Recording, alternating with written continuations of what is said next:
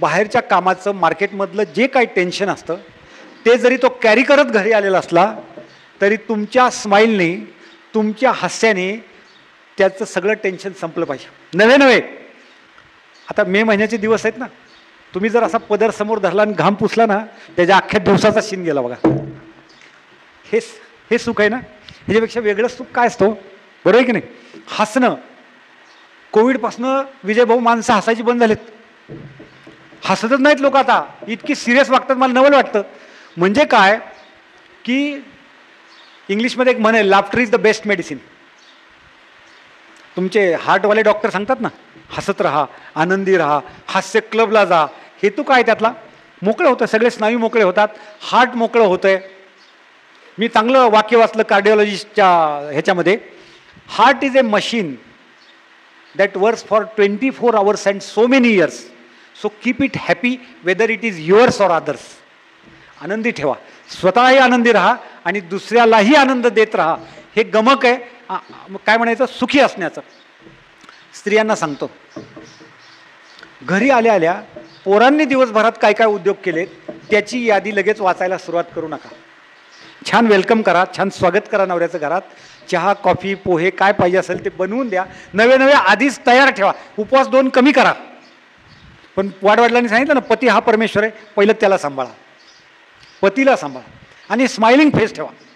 मी सांगतो ना, तुम्ही लोक ब्युटी पार्लरला जाता, कशासाठी जाता? बरोबर ना? तिथं जरा ते सगळं मोकळं करतात ना, काय काय स्टेप्स असतात त्याच्यात मला डिटेल माहीत नाही, पण त्याच्यासाठीच जाता ना. मी तर स्पष्ट बऱ्याच वेळेला महिलांच्या समोर बोलताना हे सांगितलेलं आहे की जर तुम्ही सतत हसतमुख असाल तर पार्लरला जायची सुद्धा गरज नाही. ते महिन्याचे 2-4 हजार रुपये वाचतील आपोआपच. काय होतं, महिनाभर नाही हसायचं आणि तिथं जाऊन घासायचं, काय फायदा आहे? बरोबर ना? त्यामुळे हसतमुख असल्यानंतर ह्या गोष्टींचीच तुम्हाला गरज नाही. वृद्ध आईवडिलांना सांभाळताना त्यांना कसा आनंद देता येईल. आजकाल सोशल मीडियावर असल्यामुळे, मोबाईलच्या स्क्रीनवर असल्यामुळे आईवडिलांशी संवाद कमी झालेला आहे मुलांचा. मुलं आईवडील यांचा संवाद कमी झाला आहे, आजी आजोबांशी संवाद कमी झालेला आहे. त्यामुळे काय होतं आहे, दुरावा वाढत चालला आहे. जरा बघा, सहवासाचं सुख आहे, संवादाचं सुख आहे, एकमेकांना सन्मान देण्याचं सुख आहे, एकमेकांची स्पेस जपण्याचं सुख आहे. हे सगळी सुख आपण सहजगत्या देऊ शकतो, फक्त त्याच्यासाठी थोडासा वेळ काढावा लागतो. इंग्लिशमध्ये एक म्हण आहे, nobody is enough rich to purchase the past. या जगात इतका श्रीमंत माणूस अजून जन्माला आला नाही जो गेलेला वेळ परत विकत घेऊ शकेल. प्रत्येक गोष्टीचा टाईम आहे, एक लक्षात ठेवा तुम्ही. एकदम शेवटी काठी टेकवत पारावर येऊन बसायचं आणि मग म्हणायचं मी लय ताप दिला, ह्याला काय करावं आता ते दिवस परत आणता येतील का? नाही आणता येत. म्हणून मी तुम्हाला सांगतो, काशीला जायचा पण टाईम आहे, काश्मीरला जायचा पण टाईम आहे. पटतंय का तुम्हाला? बरोबर की नाही? दोन्हीची वेळ आहे ना. मग काशीला जायच्या वयात जर काश्मीरला नेलं तर काय होईल? अच्छा, ही गुलाबाची फुलं, अरे दिसेना, आता काय उपयोग आहे तिथं? आणि सापडलं हातात फुल तरी पिंडीवर ठेवायचे, टाईमच निघून गेला. पटतंय तुम्हाला? म्हणजे काय, ज्या त्या वेळेला जे ते सुख देता आलं पाहिजे. आणि मुलं, आपल्या मुलांवर आपली स्वप्न लादू नका. मी आयतं दुकान टाकलंय, तू पण फार्मसीच कर, तू इथं आयत्या गादीवर येऊन बस, तुला काही कष्ट नाही, 25 वर्षाचं मी क्लायंट तयार केलेलं आहे. नो. त्याला जर ते आवडत नसेल तर त्याला जे करायचं आहे त्याला तुम्ही सपोर्ट केला पाहिजे, त्याला तुम्ही प्रोत्साहन दिलं पाहिजे. कारण 700 कोटी लोक जरी परमेश्वराने निर्माण केले असले तरी प्रत्येक व्यक्ती युनिक आहे, प्रत्येक व्यक्ती वेगळी आहे. नवे मला तर वाटतं परमेश्वरा इतका जादूगार मोठा नाहीच कुणी. जगाची लोकसंख्या 700 कोटी असून सुद्धा कोणी एकमेकासारखं दिसायला नाही. बघा, चुकून जुळी झाली अशी ट्विन्स तर इतका गोंधळ उडतो. म्हणजे सद्गुरूंनी एकदा गोष्ट सांगितली होती, ते म्हणले आमच्या नातेवाईकात एक होतं, तर एकाला एरंडल द्यायचं होतं, त्यालाच रिपीट केलं, त्याच्यामुळे ते इतकं त्याची आपदा झाली, काय सांगायचं म्हणले. म्हणजे काय, तर जुळ्याने इतका आपल्याला प्रॉब्लेम पडतो. तर सगळे लोक दिसायला वेगवेगळे असणं ही परमेश्वराची व्यवस्था आहे. त्यानंतर चालणं वेगळं, हसणं वेगळं, बोलणं वेगळं, अक्षर वेगळं, सगळं वेगळं. प्रत्येक व्यक्ती स्वतंत्र, हे पहिला लक्षात ठेवा. म्हणून नवरा बायकोच्या प्रपंचासुद्धा मी तुम्हाला सांगितलं, व्यक्तीच 2 वेगळ्या आहेत आणि राहायचं एका घरात. मग त्याला सद्गुरूंनी एक छान उपदेश केलाय, दुःखाचा तडा जाऊ न देता सुखाची जोड करा. त्याला जीवन म्हणतात, त्याला लाईफ म्हणतात. सगळ्या गोष्टी आपल्या मनासारख्या झाल्याच पाहिजेत असा आग्रह धरू नका. माणसाच्या शारीरिक, मानसिक, आर्थिक मर्यादा लक्षात घेतल्या तर सगळ्या गोष्टी आपल्या मनासारख्या होतील याची खात्री देता येत नाही. त्यामुळे ॲक्सेप्टन्स इज मस्ट. वस्तुस्थितीचा स्वीकार करावा आणि त्याला प्रयत्नपूर्वक चांगला आकार द्यावा. आणि मला सांगा, फक्त आपल्या जीवनातच संकट येत असं तुम्हाला वाटतंय? भगवान श्रीकृष्णाचा जन्म कोणत्या हॉस्पिटलमध्ये झाला हो? कुठे झालाय मला सांगा की? तुरुंगात झालाय ना? आपल्याकडे किती, आता तुम्ही केमिस्ट म्हणजे ऑलमोस्ट डॉक्टरच असता, किती दिवस कॉटवरनं खाली पाय ठेवत नाहीत किंवा घराच्या बाहेर जात नाहीत. बाळाला आणि बाळंतीन बाईला किती दिवस सोडत नाहीत तुम्ही. त्याच रात्री पूर ओलांडावा लागला आणि पलीकडे स्वागताला कोण होतं? पुतना मावशी. बरोबर ना? कल्पना करा की ज्याला आपण भगवंत म्हणतो ते सुद्धा कुठल्या प्रसंगातून गेलेत ह्याची कल्पना करा. आईवडिलांवर आलेला प्रसंग, सख्या भावाने जेलमध्ये टाकणं, ती काही ईडीची चौकशी नव्हती. त्याला भीती वाटत होती की ह्यातला कोणीतरी माझा वैरी असणार आहे म्हणून तो ही हत्या करत होता किंवा त्यांना त्रास देत होता. अशा प्रसंगातून ज्यांना आपण भगवंत म्हणतो ते गेलेले. प्रभू रामचंद्राचं लग्न झाल्यावर आपण कुठे जातो? लग्न झाल्यावर लग्नाच्या आधीच हल्ली बुकिंग करून ठेवतात हनीमूनचं. प्रभू रामचंद्राला कुठे जावं लग्न झाल्यानंतर? म्हणजे कल्पना करा, राज्याभिषेक होणार आहे, पै पाहुणे सगळे बोलावलेले आहेत, त्यांच्या सगळ्या रूम्स बुक झालेल्या आहेत, उद्या सकाळी अभिषेक होणार आहे आणि आज रात्री वडील बोलावून सांगतायत की मी असा असा शब्द दिला होता, आता तो पाळायचा आहे. आणि त्यावेळेला मुलगा म्हणतो हो तुम्ही म्हणताय त्या पद्धती मी जातो. लगेच वकिलाला बोलवून लिगल नोटीस वगैरे दिली नाही. उलट वडिलांनी असं सांगितलं की तुझ्या हातात सैन्य आहे, सगळ्या सैन्यावरचा कंट्रोल तुझ्याकडे आहे, मलाच तुरुंगात टाक म्हणजे तू मोकळा, मी शब्द दिल्यातनं मोकळा, म्हणजे तुला राज्य करता येईल, मला काही प्रॉब्लेम नाही, माझं वय झालं, मी बसू शकतो आतमध्ये. नाही. आता त्यावेळेला पप्पा म्हणत होते का बाबा मला माहिती नाही, पण त्यावेळेला तुम्ही दिलेला शब्द मला पाळायचा आहे आणि मी जायला तयार आहे. एक राजपुत्र ज्याचा उद्या सकाळी राज्याभिषेक होणार आहे तो वल्कल नेसून अनवाणी जंगलात चालता झाला, ज्याच्या पुढे काही भविष्य नाही, कसलं सगळं अंधार आहे. बरं वनात गेल्यावर तरी सुख आहे का? रावणासारखे सज्जन भेटले परत. बरोबर ना? म्हणजे तिथंच, म्हणजे कल्पना करा, मी का सांगतोय तुम्हाला, सर्वसामान्यपणे आपण, सद्गुरूंचं म्हणणं एक आहे, आपण दुःखाचा बाऊ करतो, आपण संकटांचा फार बाऊ करतो. थोडं अलिप्तपणे बघायला शिका, थोडं त्याच्याकडे तटस्थपणे बघायला शिका आणि दुसऱ्यांच्याकडे पहा. इंग्लिशमध्ये एक छान म्हण आहे, I was sorry because I had no boot. Boot म्हणजे शूज, पायातले. I was sorry because I had no boot till I saw a man without फूट. ज्या वेळेला मी अपंग व्यक्ती पाहिली, ज्या वेळेला मी पाय नसलेली व्यक्ती पाहिली, त्यावेळेला मला वाटलं अरे बूट नाही ह्याचं दुःख करण्याचं काय कारण आहे, ह्याला तर पायच नाही दिलेले देवाने. म्हणून आपल्या दुःखाचा जास्ती बाऊ करू नये.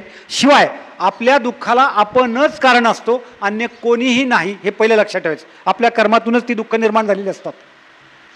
त्यामुळं एक कलमी कार्यक्रम ठेवा. मी फक्त आज 24 मे 2024ला अशी प्रतिज्ञा करूया सगळेजण की माणसाचा जन्म, सद्गुरू सांगतात, आनंद वाटता वाटता आनंद लुटण्यासाठीच आहे. आता इथे सीमोल्लंघनाला काय करतात, आधी लुटून आणतात सोनं आणि मग जाऊन वाटतात घरोघरी. इथं नेमका उलटा प्रकार करायचा आहे, आधी वाटायचा आहे आणि मग लुटायचा. कुटुंबात, आणि charity should begin at home, सुरुवात घरापासून झाली पाहिजे. म्हणून मी पत्नीविषयी सांगितलं, आईवडिलांविषयी सांगितलं, मुलांच्या विषयी सांगताना सुद्धा मुलांना खूप प्रेम द्या. मुन्नाबाई MBBS बघितलं ना, जादू की झप्पी, तसं मुलांना जवळ घ्या, त्यांना प्रोत्साहन द्या. आपल्या घरी पाहुणे आल्यावर काय पद्धत असते हो, पाहुणे पोराला जवळ बोलवतात आणि विचारतात तू कितवीला आहे बाळा, तो म्हणतो मी 7वीला आहे. पाहुण्यांचा एक ठरलेला प्रश्न असतो, काय होणार तू पुढे मोठा झाल्यावर? तो असे कॉलर विलर ताट करून सांगतो मी डॉक्टर होणार. शेजारी बाबा उभे असतात शेजारी, हे कंपाऊंडर व्हायच्या लायकीच नाही, दिवसभर बोंबलं थिंडते. गॉड मेड कॉम्प्युटरला ते केलेलं फिडिंग आहे. मी सांगितलं मानवी देह हा परमेश्वराने बनवलेला कॉम्प्युटर आहे. त्याला स्वतःचे वडील जर असं तर तो स्वतःला अंडर एस्टिमेट करायला लागतो. त्याच्या ठिकाणी न्यूनगंड तयार होतो की जर माझे बाबा माझी आईच म्हणत असेल मला हे जमणार नाही तर मग मला काही जमणारच नाही, मी असाच. फिडिंग आहे. हत्तीची गोष्ट तुम्हाला सांगतो. हत्ती ज्यावेळेला लहान असतो त्यावेळेला त्याला प्रचंड जाड साखळीने बांधतात आणि तो भयानक प्रयत्न करतो ती साखळी तोडून मोकळं होण्याचा. पण त्यावेळेला बेबी हत्ती असताना, लहान हत्ती असताना त्याला ते शक्य होत नाही. कालांतराने ती गोष्ट त्याच्या अंतर्मनात जाते की ही साखळी आपण तोडू शकत नाही.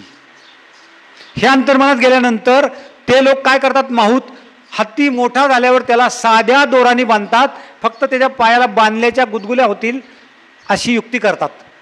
दावं सुद्धा तो तोडत नाही. का? माइंड कंडिशनिंग असं झालं की मला हे शक्य नाही.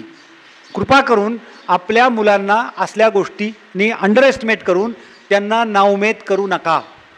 चहावाल्याचा मुलगा जर पंतप्रधान होऊ शकत असेल तर तुम्ही सगळे त्यांच्यापेक्षा सुस्थितीत आहात. काहीही शक्य आहे, काही. आणि सद्गुरू म्हणतात आपली सगळी ताकद विचारात आहे. आपल्या विचार बदला, नशीब बदलेल. मनस्थिती बदला, परिस्थिती बदलेल. चांगल्या विचारांची जोपासना हीच देवाची उपासना. त्यामुळे आज एकच प्रतिज्ञा करा, सकाळी उठल्यापासून रात्री झोपेपर्यंत मनात येणारा प्रत्येक विचार हा शुभच असला पाहिजे. तुम्हाला जर मी आता सांगितलं तुमच्या खांद्यावर झुरळ आहे असं जर एखाद्याला सांगितलं, ते काय म्हणतील? असं म्हणतील का? सांगा आधी लेफ्ट लाय का राईट लाय? ते काय करतील? लगेच फडफडफड दोन्ही खांदे झटकतील. तसं मनात येणार आहे का वाईट विचार? येणार. निगेटिव्ह येणार. काळजी चिंता वाटणार. पण त्याला जास्त वेळ तिथे थांबून देऊ नका. कारण तो जर बहिर्मनातला विचार अंतर्मनात गेला तर अंतर्मन हे ईश्वरी शक्तीशी जोडलेलं असल्यामुळे त्याच्याकडे प्रचंड शक्ती आहे आणि ते तुमच्या जीवनात साकार करतं. म्हणून सद्गुरूंचं हे ज्ञान मिळाल्यानंतर माझ्या 11वीतल्या मुलाला मी सकाळी झोपेतनं उठवताना हाक मारायला लागलो, कमिशनर उठा, कलेक्टर उठा. एका बाजूने प्रयत्न आहे आणि एका बाजूने देवाने बनवलेल्या कॉम्प्युटरला केलेलं फिडिंग आहे. माझी बायको आणि आम्ही आयनॉक्स थिएटर कॅम्पात आहे, तिकडं पिक्चरला जाताना सेंट्रल बिल्डिंगच्या समोर कमिशनरचं ऑफिस दिसल्यानंतर ती मला म्हणायची गाडीतून, हे वैभवचं ऑफिस. फिडिंग आहे, हे फिडिंग आहे. कल्पना आणि भावना यांचं खतपाणी जर मिळालं तर तुमची इच्छा, तुमची आशा, तुमची महत्वाकांक्षा, जे काय तुम्ही मनात धराल ते तुमच्या एकदा अंतर्मनात पोचलं रे पोचलं.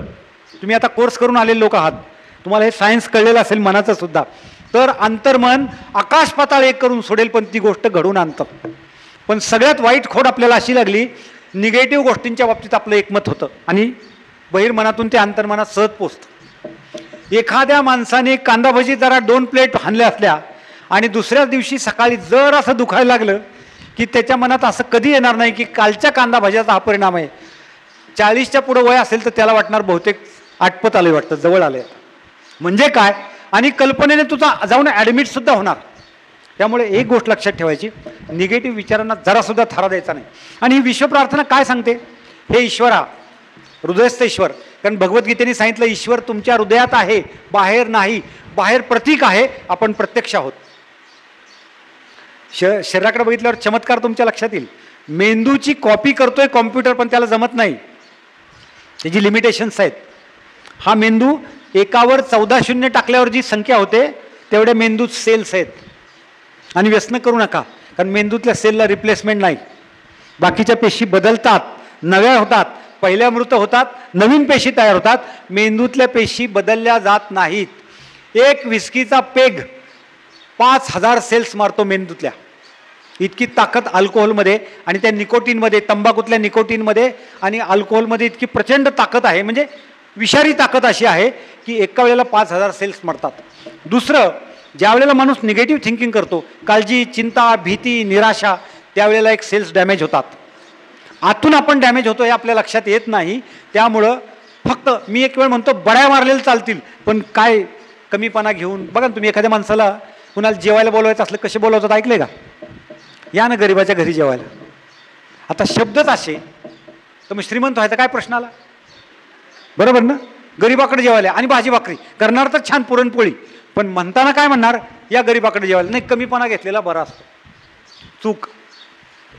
चूक. बडोदा संस्थांना दत्तक पाहिजे होता. संस्थानिकाला मुलबाळ नसल्यामुळे दत्तक पाहिजे होता. दौंडी पिटवली आणि मुलं बोलावली. मुलं राजवाड्यात जायला घाबरत होती. तर काय केलं त्यांनी? मुलांच्या आयांना वडिलांना सांगितलं की आम्ही त्याला काहीतरी तिथं गिफ्ट देणार आहोत. मग आयांनी पाठवलं, तुला तिथं चॉकलेट मिळेल, तुला नवीन कपडे मिळतील. पोरं आली, रांग लागली होती अक्षरशः. प्रत्येक रांगेतल्या मुलाला प्रश्न विचारला कमिटीने, तू कशाला आला इथे बाळा? तो म्हणायचा, मी ना, मला इथं ड्रेस देणार, मला इथं चॉकलेट देणार आहेत. आता राजवाड असतो, भरभरून द्यायचे आणि पुढे पाठवायचे. एक मुलगा 9 वर्षाचा समोर आला, खांद्यावर शर्ट फाटला होता. तो सुद्धा त्यांनी सरळ केला, कॉलर ताट केली आणि ताट मानेने त्यांच्यासमोर उभा राहिला. आणि त्याला ज्या वेळेला विचारलं, बाळा तू इथे कशाला आलाय? त्यावेळेला तो म्हणला, मी इथं राजा व्हायला आलोय. त्या मुलाचं नाव सयाजीराव गायकवाड, बडोदा संस्थानचा राजा. If you want to be a king, behave like king. आमचं कशाचं काय गेला का? सद्गुरूंचा सत्कार 83व्या वर्षी झाला होता. त्यावेळेला ते म्हणले, I am 83 years young man. मी पण तसले शब्द निगेटिव्ह कधी वापरत नाही. तेव्हापासून मी प्रश्न सुद्धा बदललाय. मी कोणालाही म्हणत नाही हाऊ ओल्ड, म्हणजे वय विचारायचा प्रसंग आला तर हाऊ ओल्ड आर यू असं मी कधीच म्हणत नाही. How young are you. आणि माझ्या बाबतीत सुद्धा सांगताना मी असंच सांगतो, now I am 67 years young. तुम्हाला माहिती आहे, मी एका सायकॉलॉजिस्टचं हे ऐकलं होतं, त्यात त्यांनी सांगितलं होतं, माणसाचं वय किती असतं? तुम्ही जेवढं समजता तेवढं तुमचं वय असतं. मग 30शीत पण म्हातारा होऊ शकतो, आणि 80चा पण टकाटक असू शकतो, आणि 84चा पण प्रचारात उतरू शकतो. काही घडू शकतं. बरोबर आहे ना? सांगण्याचा हेतू, आता बायोलॉजिकली फिजिकली तुमचं वय वाढत जाईल, त्यात नो डाऊट, तो निसर्गाचा नियम आहे. पण आपण समजतो तेवढं असतंय. मग आनंदी राहणं ही कला आहे. मी सांगितलं, मनासारख्या गोष्टी नाहीत घडणार. ॲक्सेप्टन्स ही कला आहे. त्याला योग्य आकार देता येणं ही कला आहे. प्रयत्नाने आपलं जीवन घडवणं ही कला आहे. ही कला आपल्याला शिकून घ्यायची. त्याच्यासाठी मी तुम्हाला सगळ्यांना विनंती करेल, आमचे कोर्सेस करा. जीवन 1 तासात मी तुमच्याशी किती बोलणार? जीवन विद्या मिशनचे कोर्सेस करा. सुखाची गॅरंटी आहे. कोणीच सुखाची गॅरंटी देत नाही. डॉक्टर पेशंटची गॅरंटी देत नाही, वकील केसची गॅरंटी देत नाही, फक्त म्हणतात आम्ही प्रयत्न करतो. पण जीवन विद्या सुखाची गॅरंटी देते. हे सगळे जे बसलेले नामधारक आहेत ना, कराडहून आलेत, सांगलीहून आलेत, किंवा आता प्रकाश भाऊ समजूया ह्याचे मेंबरच आहेत आता जीवन विद्येचे, मारुती माळी आहेत, दिगंबर जगताप आहेत. किती उदाहरणं देऊ तुम्हाला? लोक अक्षरशः, एक उदाहरण देतो तुम्हाला, आता हडपसरचं ताजं उदाहरण. एक मुलगा छोट्या फ्लॅटमध्ये राहतोय, जीवन विद्येचा तरुण नामधारक, आणि समोरच्या कॉलनीमध्ये एक रो हाऊस विकायला निघाले. मी आता नाव सांगत नाही कारण तुमच्या रेकॉर्डमध्ये परत आणखीन, पण मी तुम्हाला व्यक्तिगत त्या व्यक्तीला भेटून देऊ शकतो. रो हाऊसची किंमत सांगितली 65 लाख रुपये. ह्याची कपॅसिटी फक्त 45 लाखाची आहे. म्हणजे फरक किती आला? 20 लाखांचा. आता विक्रीला निघालं हे कळल्यामुळे तिथं बघायला गेला. अद्भुत आहे अनुभव, अद्भुत. तिथं गेल्यानंतर त्यांनी पाहिलं आणि म्हणलं, काका रो हाऊस? हो म्हणले, विकायला काढले. पण म्हणले, काय तेरे बस की बात नाही आहे, कारण त्यांना ह्याची परिस्थिती माहिती आहे. तो म्हणला, मी माझ्यासाठी नाही बघत, मी माझ्या चुलत भावासाठी बघतोय, तो सॉफ्टवेअर इंजिनियर आहे, तो घेऊ शकेल. मग त्याला सांग म्हणले, आपली किंमत 65 लाख रुपये, काय निगोशिएशन नाही करायचं, आपल्याला विकायचं आहे. मग म्हटला व्हिडिओ काढतो आणि त्यांना पाठवतो. प्रत्येक रूममध्ये गेला आणि त्याचा व्हिडिओ काढला मोबाईलमध्ये, आणि प्रत्येक रूममध्ये काय म्हणत होता? सद्गुरू, तुम्ही मला हे रो हाऊस दिल्याबद्दल थँक्यू. व्यवहार कुठल्या कुठे, ते काय म्हणतात ना, पाण्यात म्हैस. सद्गुरू, तुम्ही मला हे रो हाऊस दिल्याबद्दल थँक्यू, असं प्रत्येक रूममध्ये म्हणत होता. घरी आला. आता मन करारे प्रसन्न या विषयामध्ये आपण व्हिज्युअलायझेशन टेक्निक शिकवतो. आपल्या यशाचं दृश्य कल्पनेने कसं बघायचं हे तो पाहत होता. तर त्यांनी काय सुरू केलं, आपण डेली डायरी लिहितो ना आपली, त्याच्यामध्ये तो वरती स्वतःचं पूर्ण नाव टाकायचा आणि खाली पत्ता कोणता लिहायचा? समोरचा. त्या रो हाऊसचा पत्ता तो लिहायला सुरू, कारण त्याला सगळं माहीत होतं ना, समोरच आहे, सगळं लिहायला लागलं. ज्यावेळेला तो बाहेरगावी जायचा त्यावेळी बायकोला सांगायचा की आज मी बाहेरगावी चाललोय, आपण काही डायरी नेत नाही ना सोबत, तू पत्ता लिह, तुझ्याही अंतर्मनात गेलं पाहिजे, हा विचार अंतर्मनात गेला पाहिजे. 7-8 महिने गेल्यानंतर त्या गृहस्थांनी एक दिवस बोलावलं, किरण इकडे. अरे तुझा चुलत भाऊ बघायला येणार होता, रो हाऊस आला नाही. म्हटलं, काका विकलं नाही अजून? नाही विकलं. तो कसं काय आला नाही? नाही म्हटलं, त्याच्या कंपनीच्या जवळच त्यांनी घेतलं, विषय मिटून गेला. म्हटलं, अजून नाही विकलं? नाही. म्हटलं, काका मी सुद्धा तुम्हाला म्हणणार होतो, पण मला ही तुमची किंमत झेपत नाही हो.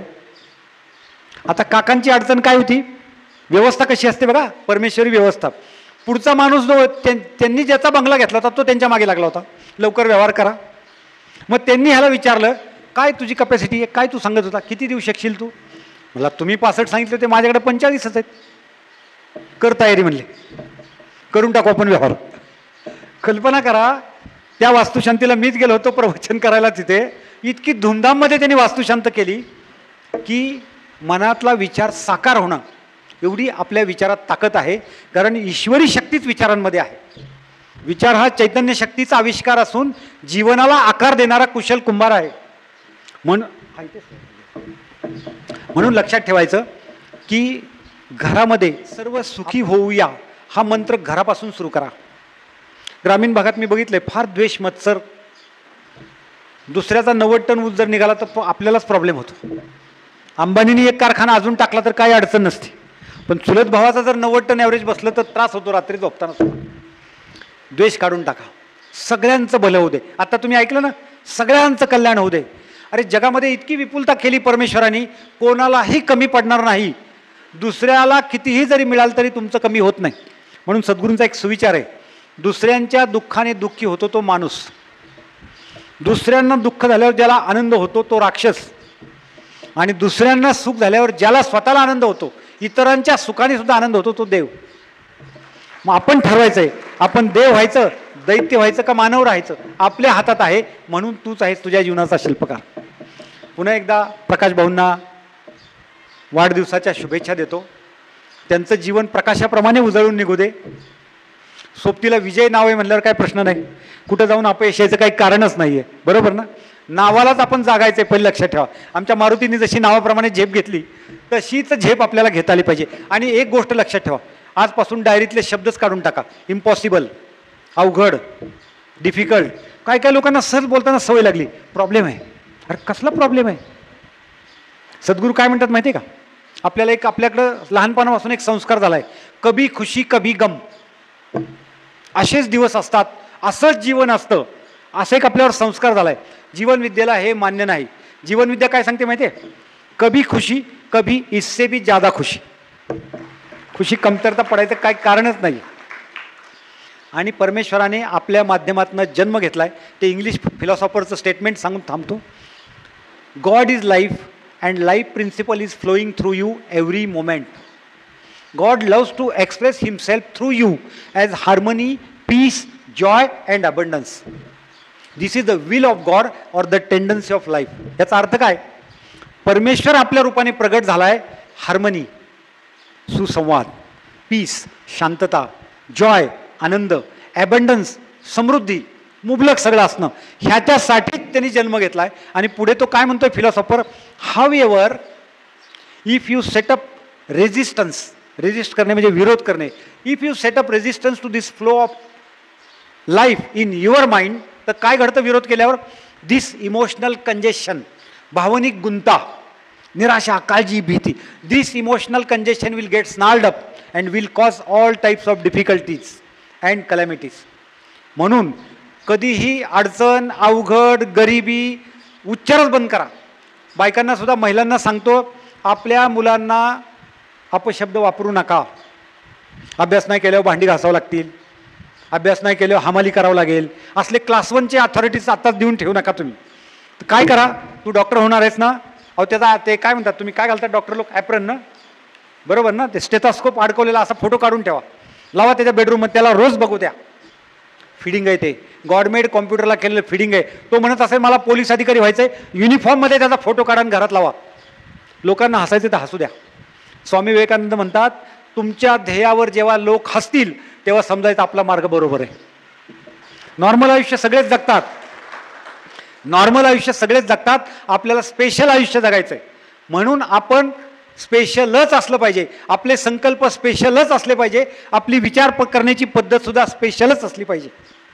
आणि एकदा तुम्ही हे सुरू केलं ना शुभचिंतनाचं, आणि घरातल्या लोकांचं सुद्धा भलं, ड्रायव्हर असेल गाडीचा, शेतातला काय म्हणूया कामगार असेल, कारखान्यातला कामगार असेल, दुकानातला कामगार असेल, तुमच्या केमिस्टच्या, सगळ्यांच्यामुळे आपलं जीवन चाललं आहे हे लक्षात ठेवायचं. आणि सगळ्यांच्या प्रती थँकफुल राहायचं. Think of all you have to be grateful for and thank God for all your boons and bounties. कृतज्ञता हे सगळ्यात मोठं पुण्य हे लक्षात ठेवा. सगळ्यांच्या विषयी कृतज्ञ राहा आणि सारखं म्हणत राहा थँक्यू थँक्यू थँक्यू. मनाला सवयच करा आणि तुमच्या जीवनात 24 मे तारीख लिहून ठेवा आणि 6 महिन्यात काय चमत्कार घडतोय ना कॅलेंडरवर लिहून ठेवा. गॅरंटी देतो. व्यासपीठावर येऊन बोलायचं बंद करील. सद्गुरू तर एवढं चॅलेंज देत आहेत. आता तुम्ही जर ऐकलं ना, 3 दिवस शुभचिंतन करून बघा म्हणले, काय घडतंय बघा, चमत्कार घडेल. 3 दिवस, 72 तास ICU मध्ये असतात ना लोक, 72 तास, तसं 72 तास शुभचिंतन करून बघा आणि तुमच्या जीवनात काय चमत्कार घडतोय ते बघा. एवढं बोलतो. पुन्हा एकदा सगळ्यांना, हा प्रकाश भाऊंना शुभेच्छा देतो, सर्वांना शुभेच्छा देतो आणि इथं थांबतो. जय सद्गुरू, जय जीवन विद्या.